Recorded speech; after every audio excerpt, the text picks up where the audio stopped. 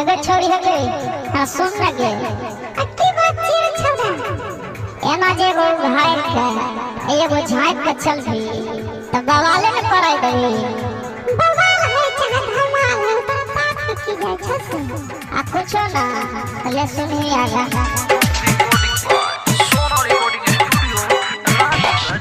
झापे वाला चीज छौरी चले ने उखाड़ के झापे वाला चीज छौरी झापे वाला चीज छौरी चले ने उखाड़ के झापे वाला चीज छौरी चले ने उखाड़ के लले तो मजा कोनो छौरा के बजाय के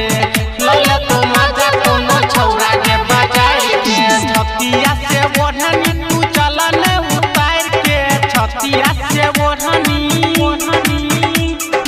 छतिया से ओढ़नी तू चले ने उतार के छतिया से ओढ़नी तू चले ने उतार के लले तो मजा कोनो छौरा के बजाय के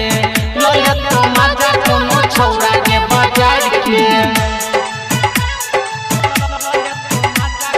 डीजे सुमित सतीश रैमा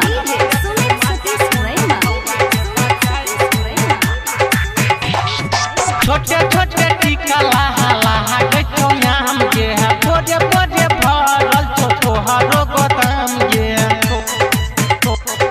तोहरो गोदाम के छोटे छोटे टीका लाहा लाहा गइतो नाम के पोजे पोजे भरल तोहरो गोदाम के घरवा से निकल छी तू सेंट मार के घरवा से निकल छी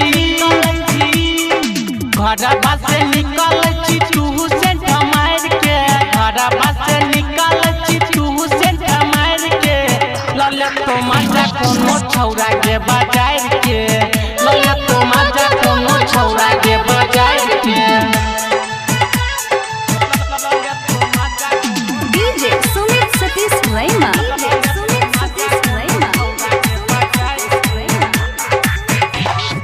कसम से कहर तोहरो जवानी बहुत रूप के बाहर ले मानी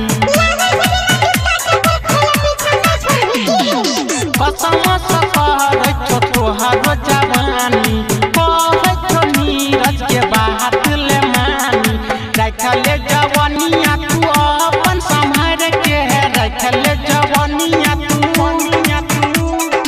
रखले जवानिया तू अपन संभाल के रखले जवानिया तू अपन संभाल के लले तो मजा कोनो छौरा के बजाय के लले तो मजा कोनो छौरा के बजाय के